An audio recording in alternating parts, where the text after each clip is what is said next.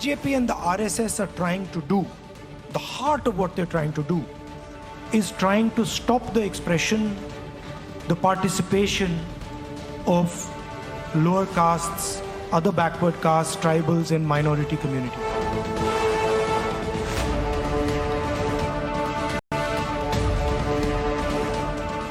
I've read the Gita, I've read number of the Upanishads, I've read many Hindu books.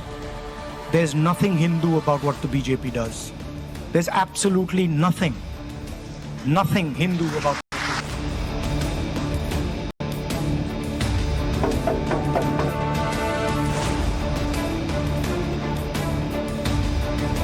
मैं फिर कह रहा हूँ, नरेंद्र मोदी विल रिपीट, क्योंकि इतना अच्छा नेता कोई अब अभी जल्दी भारत को नहीं मिल रहा है।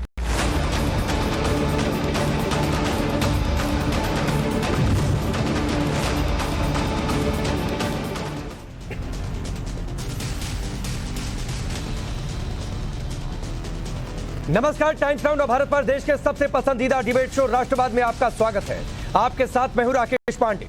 राष्ट्रवाद यानी देश से बढ़कर कुछ नहीं, हिंदू बांटो, मुस्लिम वोट जोड़ो। 24 में विपक्ष क्या इसी सहारे है? ये सवाल इसलिए क्योंकि एक तरफ G20 की शानदार सफलता पर पूरी दुनिया प्रधानमंत्री मोदी की जमकर तारीफ कर रही है, तो दूसरी तरफ विदेश की धरती से राहुल गांधी मोदी सरकार पर न सिर्फ आरोप लगा रहे बल्कि हिंदुत्व पर असली और नकली वाला खेल भी खेल रहे हैं। ये सवाल तो उठता है कि क्या 2024 में विपक्ष की रणनीति यह है कि हिंदुओं को बांट दो और मुस्लिम वोटों को जोड़ लो? ये सवाल इसलिए अहम है क्योंकि एक बार फिर से पेरिस से राहुल गांधी ने मोदी सरकार पर सवाल उठाए हैं। राहुल गांधी ने आरोप लगाया है कि सरकार अल्पसंख्यकों को दबा रही है, माइनॉरिटीज के अगेंस्ट है। राहुल गांधी का आरोप है कि समुदाय विशेष के लोगों के साथ गलत व्यवहार किया जा रहा है। सुनिए। BJP and the RSS are trying to do, the heart of what they're trying to do, is trying to stop the expression, the participation of lower castes, other backward castes, tribals, and minority communities. And for me, in India, where a Dalit person or a Muslim person, tribal person, upper caste person, anybody is being mistreated, is being attacked, is not the India I want. अब सोचिए राहुल गांधी ने क्या कहा। Minorities are under attack, यानी देश में अल्पसंख्यक सुरक्षित नहीं है, उन पर हमले हो रहे हैं। पेरिस में छात्रों को संबोधित करते हुए राहुल गांधी ने हिंदुत्व पर नया ज्ञान दिया। राहुल गांधी ने बीजेपी के हिंदुत्व पर सवाल उठाए, साथ ही हिंदू राष्ट्र की बात को पूरी तरीके से गलत बताया। इसे गलत शब्द बताया हिंदू राष्ट्रवाद को। सुनिए। I've read the Gita, I've read number of the Upanishads, I've read many Hindu books. There's nothing Hindu about what the BJP does. There's absolutely nothing Hindu about what they do. Right? I have not read anywhere in no Hindu book, from no learned Hindu person, have I ever heard that you should terrorize, harm people who are weaker than you? I've never read this. So this idea, this word, Hindu nationalists, this is a wrong word. They're not Hindu nationalists. They are nothing to do with Hinduism. They are out to get power at any cost, and they will do anything to get power. Rahul Gandhi को आपने सुना। राहुल गांधी के विदेश में दिए बयान पर BJP हमलावर है। राहुल पर देश की छवि खराब करने का आरोप लगाया जा रहा है। एक तरफ इंडिया गठबंधन के लोग सनातन पर विवादास्पद बयान दे रहे हैं, दूसरी तरफ राहुल गांधी विदेशी धरती पर जाकर हिंदुत्व पर असली नकली वाला ज्ञान दे रहे हैं, इसकी बातचीत कर रहे हैं। तो कर्नाटक में कांग्रेस की सरकार माइनॉरिटीज को खुश करने के लिए एक नई सब्सिडी वाली स्कीम लेकर आई है। जरा ध्यान से इसके बारे में सुनिएगा और यकीन मानिए कि इसे सुनकर आप हक्का बक्का रह जाएंगे।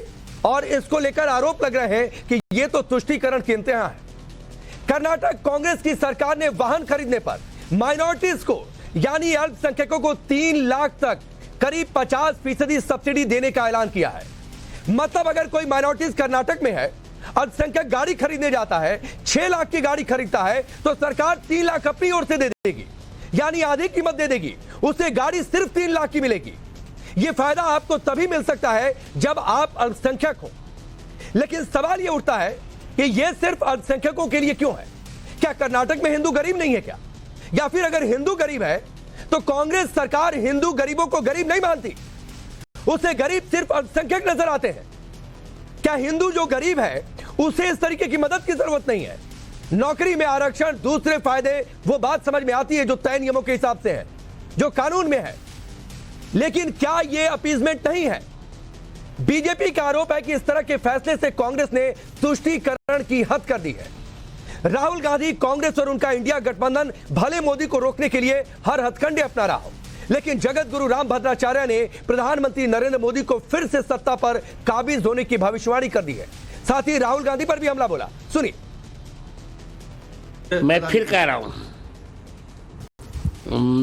नरेंद्र मोदी विल रिपीट, क्योंकि इतना अच्छा नेता कोई अभी जल्दी भारत को नहीं मिल रहा है। G21 में देख रहे हैं आप कितना अच्छा हो रहा है। चंद्रयान 3 देखा आपने?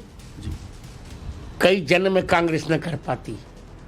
आदित्य 11-1 देख लीजिए। जो काम करता उसे काम करने दे।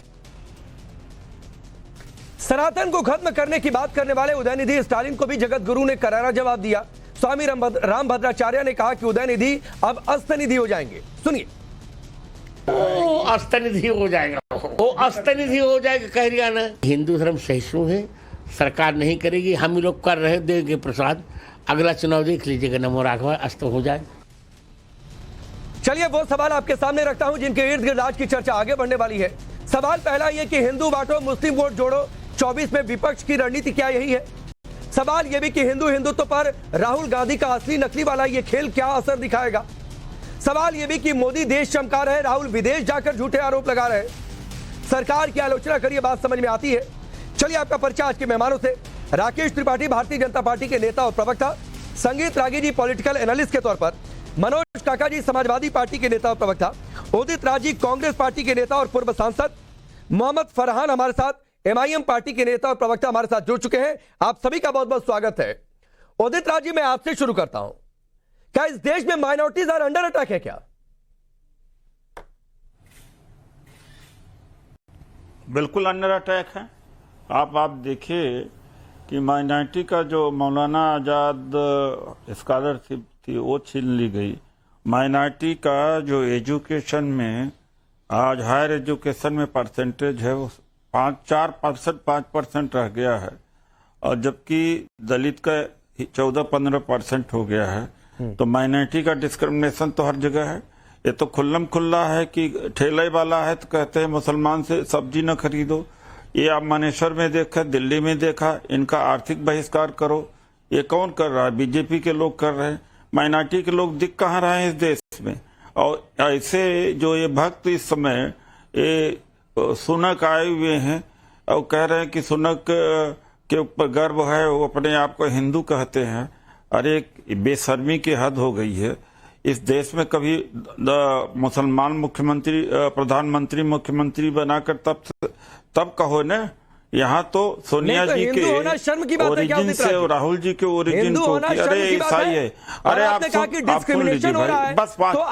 अरे सुनना, अरे सुन तो लीजिए। अरे आप बिना, अरे भाई, अरे आप सुन तो लीजिए। अरे आप बिना सुने इस तरह से न करो भाई, 10 सेकंड तो दे दो मुझे। बहुत एक ईसाई देश में वहां एक हिंदू प्रधानमंत्री बनता है, उनका न कोई देश, किस देश की ओरिजिन, न इसकी चुनौती होती है, न किसी धर्म की होती है। हमारे यहाँ जब सोनिया जी को प्रधानमंत्री बनने की बात है, सुषमा स्वराज जी ने कहा हम सिर मुड़वा देंगे, राजनीति छोड़ देंगे, जमीन पर सोएंगे। ये सीखना चाहिए इंग्लैंड से, अमेरिका से। कलाम जी क्या थे? अफ्रीकी मुल्क को राष्ट्रपति बनाए, ये मैं कहना चाहता हूं। क्या इस देश में माइनॉरिटीज इस देश के सर्वोच्च पद तक नहीं पहुंचे? अरे प्रेसिडेंट वाइस प्रेसिडेंट क्या होता है? कुछ नहीं होता। प्रेसिडेंट क्या होता है? वाइस प्रेसिडेंट प्रेसिडेंट कुछ नहीं होता है मुख्यमंत्री प्रधानमंत्री बना के कुछ नहीं मतलब है प्रेसिडेंट का। एक मुसलमान को देश का जाकर के कैसी बात कर रहे हैं भैया? आप उससे कह रहे हैं कुछ नहीं होता। ये उदित राज कैसी बात कर रहे हैं? डिस्क्रिमिनेशन ये पार्लियामेंट में बैठते रहे, ये सांसद रहे हैं। इनको आप कौन इस देश के 14% आबादी का एक मुख्यमंत्री नहीं है, आप उसके बाद में कहते हैं डिस्क्रिमिनेशन नहीं है। ठीक, आप इसको कहते हैं कि इसको आप ये कहते हैं कि तुष्टिकरण करते हैं। नहीं, अभी तुष्टिकरण वाले पर भी आऊंगा, उदित राज जी तुष्टिकरण वाले पर भी आऊंगा, और यकीन मानिए फिर जवाब नहीं दे पाएंगे। मैं आता हूँ आपके पास। अरे एक ईसाई देश में, हाँ मैं आता हूँ, ईसाई देश में मैं आता हूँ उदित राज जी, मैं आ रहा हूँ। मिनिस्टर एक आदमी मैं आ रहा हूँ आपके पास। राकेश त्रिपाठी, प्रेसिडेंट क्या होता है, वाइस प्रेसिडेंट क्या होता है? कोई मतलब नहीं है, कुछ नहीं होता। हाँ कोई प्रेसिडेंट का प्रयोग नहीं होता, कभी रहता था। ठीक है राकेश त्रिपाठी, उदित राज जी आ रहा हूँ। राकेश त्रिपाठी की बारी है। राकेश त्रिपाठी, कांग्रेस के ये कुछ भी नहीं है, पोस्टमैन हो गए हैं। आज के समय में पोस्टमैन हो गए हैं। आज के समय में राष्ट्रपति उपराष्ट्रपति का कुछ मतलब नहीं है। कैसे अपमान कर रहे हैं? हुआ करता मैं बिल्कुल मुझे बहुत दुख हो रहा है और उतना ही क्रोध आ रहा है। ये कोई व्यक्ति बैठ करके टीवी चैनल पर भारत जैसे संप्रभु राष्ट्र के राष्ट्राध्यक्ष राष्ट्रपति के विरुद्ध इस प्रकार की टिप्पणियां करेगा, हम स्वीकार नहीं कर सकते हैं। ये केवल इस देश में आदिवासी एक देश के राष्ट्रपति पद पर बैठ जाता है, ये उदित राज जैसे लोग बर्दाश्त नहीं कर पा रहे। ये उदित राज के मन की पीड़ा है क्या? ये चाहते थे राष्ट्रपति बनना क्या? ये राष्ट्रपति नहीं बन पाएंगे तो राष्ट्रपति के प्रति अपमानजनक टिप्पणी करेंगे। इस देश की एक वैभवशाली परंपरा को आप अपमानित करने का प्रयास करेंगे। देश का राष्ट्रपति देश में निर्वाचित होता है और निर्वाचित राष्ट्रपति के प्रति आप इस प्रकार के शब्द का इस्तेमाल करेंगे। वो देश का सम्मान है, स्वाभिमान है, और राष्ट्रपति के प्रति इस प्रकार के शब्दों का इस्तेमाल करना ये उदित राज बहुत भारी पड़ेगा पूरी कांग्रेस पार्टी को। ये पूरी कांग्रेस पार्टी का अहंकार है, अभिमान है। आप भारत के राष्ट्रपति पर टिप्पणी नहीं, आप भारत की आत्मा, भारत के स्वाभिमान पर टिप्पणी कर रहे हैं। भारत के राष्ट्रपति को आप कह रहे हैं कि वो पोस्टमैन होता है। ये किस प्रकार की शर्मनाक भाषा है? उदित राज, अपनी भाषा के लिए आपको माफी मांगनी चाहिए। आप इस देश की संसद में, आप इस देश के सर्वोच्च लोकतंत्र की न्याय पर मंदिर में बैठते रहे और आप बैठ करके कह रहे हैं कि देश में राष्ट्रपति पोस्टमैन होता है। मेरी एक बात सुन लो। नहीं, आपका भारत के संविधान में विश्वास नहीं है, बाबा साहब भीमराव अंबेडकर के बनाए हुए संविधान में विश्वास नहीं है। ये उदित राज मानसिक दिवालियापन के इतने शिकार हो जाएंगे, ये राहुल गांधी की चाटुकारिता करते करते इस अवस्था तक पहुंच जाएंगे कि आप देश के राष्ट्रपति के प्रति अपमानजनक अशोभनीय शब्द इस्तेमाल करेंगे। ये स्वीकार नहीं किया जा सकता है। मुझे बहुत खेद है, बहुत आक्रोश है, और मैं बहुत कठोर शब्दों में इस बात की निंदा करता हूं कि कांग्रेस पार्टी अपनी इस ऑफिशियल स्टैंड को स्पष्ट करे। उदित राज ने जिस तरह से आज आपकी डिबेट में राकेश जी भारत के राष्ट्रपति पर जिस प्रकार की अपमानजनक टिप्पणी की है, ये पूरे देश के लिए बिल्कुल वो आलोचनात्मक है राकेश त्रिपाठी जी। मैं आऊंगा अभी तुष्टिकरण वाले पर भी। उदित राज जी तैयार रहिएगा, लेकिन चूंकि जो आपने बात कही है, संगीत रागी, प्रेसिडेंट क्या होता है, वाइस प्रेसिडेंट क्या होता है, कोई मतलब नहीं। और उसके बाद कहेंगे हम संविधान में आस्था रखते हैं, हम बाबा साहेब अम्बेडकर के संविधान को मानते हैं, लेकिन इस देश के सर्वोच्च संवैधानिक पद को नहीं स्वीकार करेंगे। आप नहीं कर रहे हो संविधान में। आ रहा हूं उदित राज जी, संगीत रागी से सवाल था सर, प्लीज एक एक बार मैं सबके पास बोलूं, फिर आपके पास आऊंगा और तुष्टिकरण वाले सवाल पर आऊंगा जो आपने एक शिगुफा छेड़ा है। रुक जाइए संगीत रागी। प्राइम मिनिस्टर ऑफिस से तय होता है कि राष्ट्रपति मिलेगी किससे। देखिए नहीं हो गए तो क्या सत्यपाल मलिक जी ने कहा, मैं ही नहीं कर रहा हूँ, सत्यपाल मलिक जी ने भी कहा। Udit ji please sir, please संगीत रागी। देखिए यदि बहुत आपको कष्ट है तो प्रधान जो पार्लियामेंट्री डेमोक्रेसी है उसको प्रेसिडेंशियल डेमोक्रेसी में कन्वर्ट कर दीजिए। लेकिन लेकिन नेहरू तो नहीं चाहते थे, डॉक्टर अंबेडकर तो नहीं चाहते थे, उन्होंने पार्लियामेंट्री सिस्टम को, और पार्लियामेंट्री सिस्टम में जो राष्ट्रपति की भूमिका है वो सबको मालूम है। दूसरी बात, हमारे यहाँ पॉकेट वीटो कॉन्स्टिट्यूशन में नहीं दिया गया है, लेकिन राष्ट्रपति बहुत ऐसी शक्तियों का प्रयोग करते हैं जो वाकई में वास्तविक शक्तियाँ होती हैं। तीसरी बात, रहते हैं राहुल गांधी को लेकर के। राहुल गांधी जो कुछ कह रहे हैं वह एक प्रकार से देश की 20 करोड़ आबादी को भड़काव और अलगाववाद के रास्ते पर ले जा रहे हैं, और जो कुछ भी वो कह रहे हैं वो देश तोड़ने का अभियान है। मैं कह रहा हूँ बहुत गंभीरता से, वो उनकी भाषा और आज़ादी से पहले जिन्ना की भाषा और आज के ओवैसी की भाषा, दोनों के भाषा में कोई अंतर आप नहीं देखेंगे। आखिर जिन्ना भी तो यही कहते थे कि मुस्लिमों को न्याय नहीं मिल रहा है, मुस्लिमों के साथ गलती हो रही है, दलित मुस्लिम सब एक साथ आ जाएं तो हम बहुसंख्यक हिंदुओं को, जो ब्राह्मणवादी सोच वाले हिंदू हैं, उनको हम खारिज कर सकते हैं। और यही सोच में भटकावे में आकर के मंडल जी जो है वो आज़ाद पाकिस्तान के एक हिस्से मुख्य बने थे, कानून मंत्री। बाद में उनको अफसोस आया कि उन दलितों के साथ जिन्ना ने और वहाँ के मुस्लिम लीग ने कौन सा बर्ताव किया, वो भाग करके आए और फाइनली बंगाल में मृत्यु प्राप्त किए। दूसरी बात, जब राहुल गांधी कहते हैं कि हम हिंदू नेशनलिज्म जैसा कोई तिक नहीं है, तो वो अज्ञानतावश कहते हैं। देखिए, महर्षि अरविंद ने कहा कि सनातन धर्म और भारतीय राष्ट्रवाद दोनों एक ही है, दोनों में कोई अंतर नहीं है। ठीक है।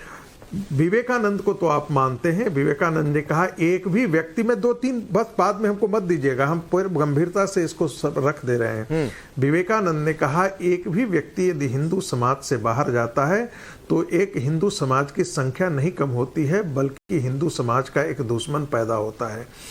देखिए, जब आप बजरंग दल को, राष्ट्रीय स्वयंसेवक संघ को तोड़ते हैं, तो मैं एक चीज कह रहा हूं, जो ये रूप दिखता है राजनीतिक स्वरूप, वह भी हमारे आध्यात्मिक स्वरूप को बचाने के लिए है। भारतीय राष्ट्रवाद जो है वो आक्रामक नहीं है, हिंदू राष्ट्रवाद आक्रामक नहीं है। ठीक है, संगीत रागी जी, मैं बीजेपी आरएसएस पर, हिंदू राष्ट्रवाद पर क्या उन्होंने कहा? बस 10 सेकंड। अच्छा, ठीक है। हाँ, 10 सेकंड खत्म कर दे रहा हूं, 10 सेकंड। हाँ। जो कुछ भी देखते हैं मैं उसे इस रूप में लेता हूं, it is a political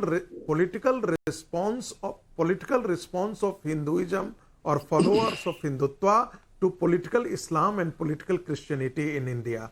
Gandhi ने पॉलिटिकल इस्लाम और पॉलिटिकल क्रिश्चियनिटी को स्पिरिचुअल हिंदुइज्म से रोकने की कोशिश की थी, वो फेल हुए, देश का विभाजन हुआ। जो राष्ट्रीय स्वयंसेवक संघ और उसके अनुसांगिक संगठन है, वो राजनीतिक लड़ाई को के सहारे, ठीक है सर, मैं आ रहा हूं, बाकी दो मेहमान भी वेट कर रहे हैं, ठीक है, रोकने का काम कर। ठीक है काका जी, जो राहुल गांधी ने कहा माइनॉरिटीज अंडर अटैक, या फिर कर्नाटक की कांग्रेस सरकार, ये सवाल मैं उदित राज जी से भी थोड़ी देर बाद पूछूंगा कि अल्पसंख्यक गरीब है तो ठीक है भाई, हिंदू गरीब नहीं हो सकता है, तो वो गाड़ी खरीद रहा है तो उसको 3 लाख की सब्सिडी दे दीजिए। अरे तो हिंदू गरीब को भी दे दीजिए भाई, उसने गुनाह किया है क्या? तो आपकी परिभाषा के हिसाब से ये सारी बातें क्या भाईचारा बढ़ाने वाली हैं, जो आपके राष्ट्रीय अध्यक्ष कहते हैं बार बार?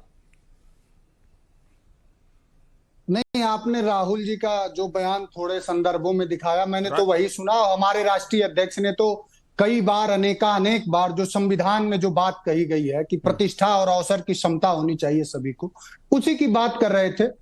डबल इंजन की सरकार का G20 आपने देखा ही होगा, इतना विकास था, इतना कि अपने एक देश सिर्फ चंद लोगों के, शीर्षस्थ लोगों से तो बनता नहीं।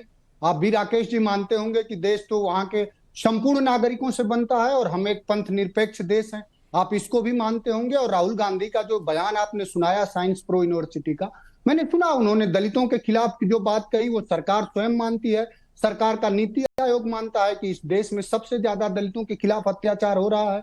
सरकार ये मानती है, अभी तमाम तरह की जो भर्तियां हो रही हैं उसमें आप देख रहे हैं कि कहीं भी शैक्षणिक, सांस्कृतिक और शासकीय भागीदारी नहीं सुनिश्चित है। और संविधान को अगर कोई नहीं मान रहा है, राकेश भाई भी पढ़े लिखे व्यक्ति हैं, और ये प्रोफेसर साहब भी, अभी देखिए मैं, लाइट कट गई है लेकिन बात होनी चाहिए, ये विकास है, डबल इंजन का विकास है कि लाइट नदारत है और लखनऊ में सड़कें धंस चुकी हैं। हम लोग तो गांव में रहने वाले लोग हैं, चंद दिनों के लिए शहर में आ जाते हैं।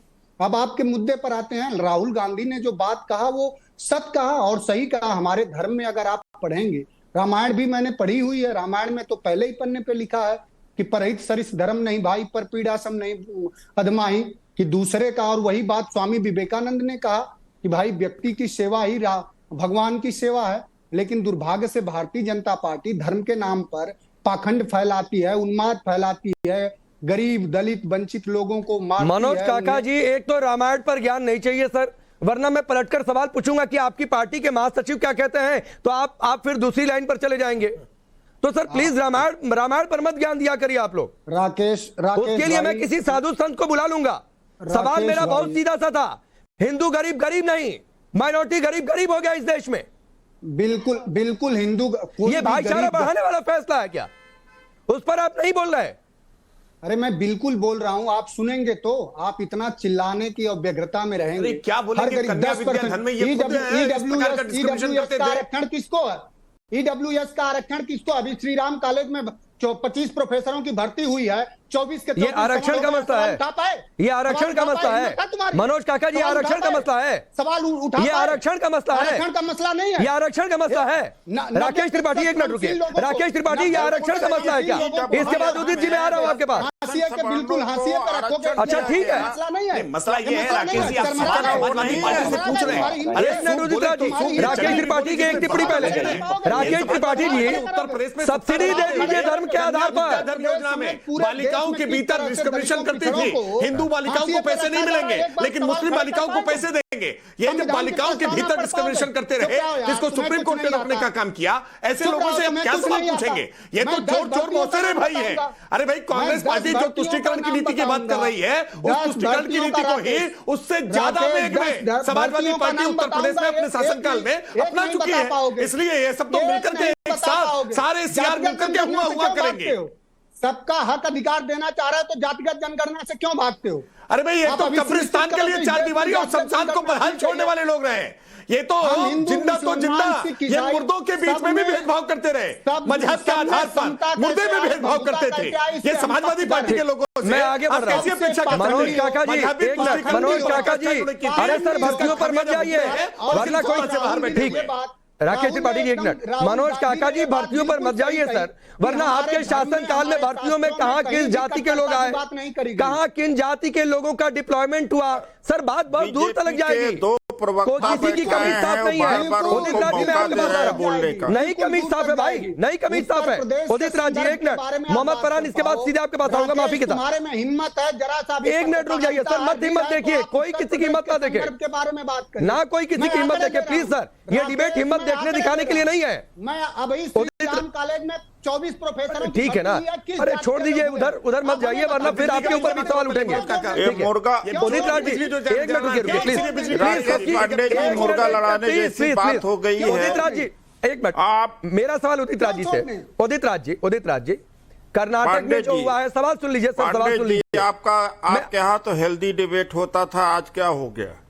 अब सर आप ही लोगों के ऊपर है, डिबेट होता था क्या होता? मुर्गा लड़ाने वाली बात हो गई, सभी मेहमानों के ऊपर ही है कि सब एक दूसरे की सुनकर अपनी बात रखते हैं कि एक साथ बोलना शुरू करते हैं। उसी हेल्दी डिबेट में आप राष्ट्रपति को पोस्टमैन कहेंगे, तीनों सेनाओं के सुप्रीम कमांडर को आप अपमानित करने का प्रयास करेंगे और कहेंगे हेल्दी डिबेट हो रहा है। ठीक है एक मिनट, मेरा सवाल, एक मिनट सभी लोग शांत रहेंगे, एक मिनट सभी लोग शांत रहेंगे प्लीज, पीसीआर सबकी आवाज डाउन है, पीसीआर सबकी आवाज डाउन है। उदित राज जी मेरा आपसे सीधा सवाल है सर, जो कर्नाटक में हुआ, क्या कांग्रेस पार्टी के लिए इस देश में हिंदू अगर गरीब है तो गरीब नहीं कहा जाएगा, केवल माइनॉरिटीज गरीब है तो गरीब कहा जाएगा? और अगर ऐसा नहीं है तो सिर्फ ये एक तरफा ये सब्सिडी स्कीम वाहन खरीदने पर ये आरक्षण की बात है क्या? राकेश जी एक इल्जाम लगाया है कि मैंने राष्ट्रपति का जो पोस्ट है उसको डिवैल्यू किया, मैंने नहीं किया है। सत्यपाल मलिक जी ने कहा कि प्राइम मिनिस्टर ऑफिस तय करता है कि राष्ट्रपति किससे मिलेंगे किससे नहीं मिलेंगे। उस संदर्भ में हमने बोला कि राष्ट्रपति का पद क्या रह गया, उसका एक क्लैरिफिकेशन जरूरी था, नहीं इसका अनर्थ दूसरा अर्थ। ठीक है, मेरे सवाल का जवाब दे दीजिए, फिर फरहान इंतजार कर रहे हैं। राकेश नहीं, आपने कहा कि राष्ट्रपति पोस्टमैन है, आपने कहा राष्ट्रपति उपराष्ट्रपति कुछ नहीं होता है। अरे देखिए राकेश त्रिपाठी जी छोड़ दीजिए, पहले भी बात कर चुके हैं, उस संदर्भ में मेरे सवाल का जवाब मिल जाने कह रहा हूं, आगे जवाब देने देंगे आप। एक मिनट राकेश त्रिपाठी जी, वो पहले भी बहुत कुछ बोल चुके हैं, ठीक है। उदित राज जी 30 सेकंड आपको अनइंटरप्टेड, मेरे सवाल का सीधा सा जवाब कर्नाटक के संदर्भ में उनका एम्पावरमेंट करा जाता है, सवर्णों को 10% आरक्षण दे करके जो गरीब सवर्णों उनका उत्थान किया गया, दलितों को रिजर्वेशन दे करके और स्पेशल कंपोनेंट प्लान को देकर किया गया, मुसलमानों को कहीं सब्सिडी देने की बात है, जो जैसा समाज में है उसको अरे तो उस आरक्षण तरह दीजिए से भाई, जो नियम है उदित राज जी, इंसेंटिव दे ये सब्सिडी एक धर्म को दे दिया तो दूसरा धर्म वाला गरीब गरीब नहीं है क्या? सबको दे दीजिए ना भाई, सब गाड़ी में चले कर्नाटक में, जितने गरीब है सब गाड़ी में चले, सभी धर्मों को छूट दे दीजिए। तो कर्नाटक में 4% आरक्षण मुसलमानों को नहीं दे दीजिए ना उदित राज जी, ठीक है। मैं आ रहा हूँ मोहम्मद फरहान, मुसलमानों मोहम्मद फरहान वो भी खत्म करे, रुक जाइए मोहम्मद फरहान, ये कहाँ जाए भाई? एक मिनट रुक जाइए। मोहम्मद फरहान अभी तक कुछ नहीं बोला है, प्लीज प्लीज। मोहम्मद फरहान, क्या सिर्फ एक धर्म के लोगों को सब्सिडी पाने का हक है? आरक्षण मिले जहां जो नियम है, मुसलमान, लेकिन फिर क्या हिंदू गरीब है वो गाड़ी में नहीं चलेगा क्या? उसका मन नहीं है क्या मोहम्मद फरहान? और किसी को कुछ नहीं चाहिए। राकेश भाई, हमको लगता है कि अभी आपके मुकाबले, राकेश भाई मेरी आवाज आप तक पहुंच रही है? बिल्कुल आ रही है, बिल्कुल आ रही है।